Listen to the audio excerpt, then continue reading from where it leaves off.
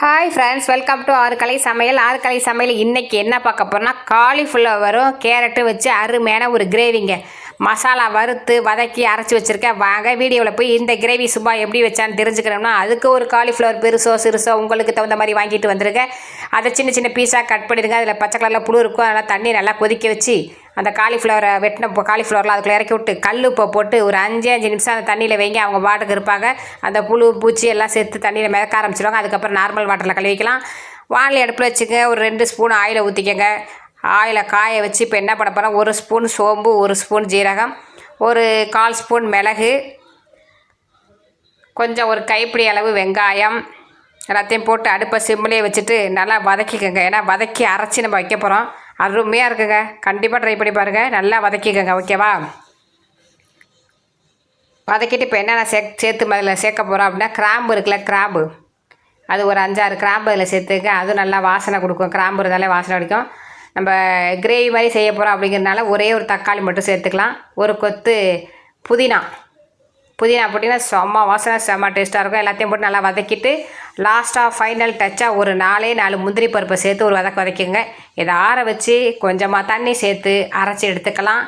இப்போ என்ன செய்கிறேன்னா, 5 நிமிஷம் ஆச்சு, அவங்க ஊறிட்டாங்க. அவங்கள வடிகட்டி எடுத்துக்கலாம். காலிஃப்ளவர் பாருங்கள், ஃப்ரெஷ்ஷாக இருக்குது. அழுக்கு அந்த பூச்சி கிச்சி புழு அதெல்லாம் போயிடும். அந்த கல்லுப்பெல்லாம் போடுறதுனால அந்த வாடை அதெல்லாம் எடுத்துரும். இது வரைக்கும் எல்லோரும் செய்கிறப்ப தான் செஞ்சுருப்பீங்க. இதுக்கப்புறம் என்ன செய்ய போகிறோம், நீர் சத்து அதிகமாக கொஞ்சம் இருக்கும்.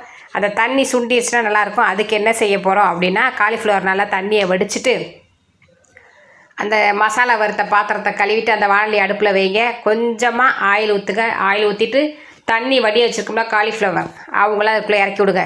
இறக்கி விட்டு ஒரு வதக்கிடுங்க. சில பேருக்கு அந்த காலிஃப்ளவர்லேருந்து வர வாடை பிடிக்காது. சரியா? அதுக்கு தான் சுடுதண்ணியில் போட்டு தண்ணியை வடிச்சிட்டு எண்ணெயில் போட்டு ஒரு வதக்கிட்டோம்னா அந்த வாடையெல்லாம் எடுத்து நீர் சத்தெல்லாம் நல்லா உறிஞ்சிரும். அந்த வாடையே இருக்காது. சாப்பிட்றப்ப நல்லா செம்ம டேஸ்ட்டாக இருக்கும். அதுக்கு தான் நல்லா ஒரு வதக்கிட்டு இதையும் எடுத்து ஒரு இடத்துல வச்சுருங்க. வச்சுட்டு அதே வாயில் 2 ஸ்பூன் ஆயிலை ஊற்றுங்க. ஆயிலை ஊற்றிட்டு பட்டை, இந்த கிராம்பு, சோம்பு, உங்களுக்கு என்னென்ன மசாலா ஐட்டம் தேவைப்படுதோ அந்த ஐட்டத்தெல்லாம் சேர்த்துட்டு கொஞ்சமாக வெங்காயத்தை சேர்த்து நல்லா வதக்கிட்டு இஞ்சி பூண்டு பேஸ்ட்டு ஒரு கொத்து கருவேப்பிலை சேர்த்துக்கங்க. இஞ்சி பூண்டு போட்டு மசாலா அரைக்கலாம். இப்போ பேஸ்ட்டாக இருக்கிறனால நான் அதில் சேர்த்துக்கிட்டேன். இப்போ காலிஃப்ளவருக்கு தேவையான உப்பை சேர்த்துக்கலாம். அப்போ தான் வெங்காயம் சீக்கிரம் வதங்குவாங்க. சரியா? நம்ம அரைச்சி வச்சுருக்க பாருங்கள், தண்ணி ஊற்றி மசாலா அவங்களே உள்ளே இறக்கி விட்டு நல்லா எண்ணெயிலே ஒரு வதக்கிட்டு அடுப்பை சிம்லேயே வச்சுக்கோங்க. இப்போ என்னென்ன மசாலா சேர்க்கணுமோ சேர்த்துக்கலாம். கரம் மசாலா, மஞ்சத்தூள், மிளகாத்தூள், மல்லித்தூள், காரத்துக்கு தகுந்த மாதிரி சேர்த்துட்டு அவங்களே ஒரு பிரட்டிட்டு இப்போ ரெடி பண்ணி வச்சுருக்க பாருங்க. கேரட்டை தோலை சீவிட்டு ஒரு சின்ன கேரட்டை சின்னதாக நறுக்கி வச்சுருக்கேன். அந்த கேரட்டு காலிஃப்ளவர் சேர்த்து வச்சிட்டிங்கன்னா செம்மையாக இருக்கும். வதக்கி வச்சுருக்க காலிஃப்ளவரையும் உள்ளே இறக்கி விட்ருங்க. கேரட்டு சீக்கிரமே வந்துடும். காலிஃப்ளவர் ஏற்கனவே சுடுதண்ணிலையும் போட்டாச்சு. ஒரு வதக்கியாச்சு. இப்போ மசாலா மேலே போடுற அளவுக்கு நல்லா வதக்குன்னு வதக்கிடுங்க. வதக்கிட்டு காலிஃப்ளவர் மூழ்கிற அளவுக்கு மிக்ஸி ஜாரை கழுவி அந்த தண்ணியை அது தலையில் ஊற்றுங்க. அடுப்பை சிம்லேயே வச்சுருங்க. நல்லா கொதித்து எல்லாம் வெந்துட்டு இருப்பாங்க. நீங்கள் போய் ஏதாவது டிவி பார்க்குற வேலை, சீரியல் பார்க்குற வேலை, எடிட் பண்ணுற வேலை, மற்ற வேலை எந்த வேலை இருந்தாலும் பார்த்துட்டு வாங்க. அவங்க பாட்டு சிம்லேயே இருப்பாங்க. அவங்களுக்கு டிஸ்டர்ப் பண்ணாதீங்க. அப்புறமா தட்டை திறந்து பார்த்தீங்கன்னு வச்சுங்க. சிம்லேயே வச்சுட்டு 10 நிமிஷம் கழிச்சு பார்த்தீங்கன்னா தண்ணியெல்லாம் சுண்டி அப்படி சும்மா தக்கன்னு இருப்பாங்க.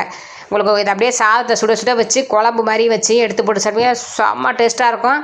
இப்போ நான் சாம்பாருக்கு சைடிஷாக வைக்கிறனால நல்லா சுண்ட விட்டுட்டேன். இப்போ லாஸ்ட்டு ஃபைனல் டச்சு கொத்தமல்லி தலையை போட்டுட்டு லாஸ்ட்டாக கஸ்தூரி மெட்டி இருந்துச்சுன்னு வச்சுக்கோங்க. வீட்டில் இருக்குது. அதனால் நான் அதை எடுத்து 1 ஸ்பூன் எடுத்து கசக்கிட்டு மேலால் போட்டு இறக்கி வச்சு சாப்பிட்டிங்கன்னா வேறு லெவல் சூப்பராக இருக்கும். சாம்பார் சாதம், தயிர் சாதம், ரசத்துலாம் அருமையான சைடிஷு. கண்டிப்பாக ட்ரை பண்ணி பாருங்கள். காலிஃப்ளவர் இந்த மாதிரி யாருமே செஞ்சுருக்க மாட்டாங்க. சுபாவால் மட்டும்தான் செய்ய முடியும். ஓகே பாய், நன்றி, வணக்கம்.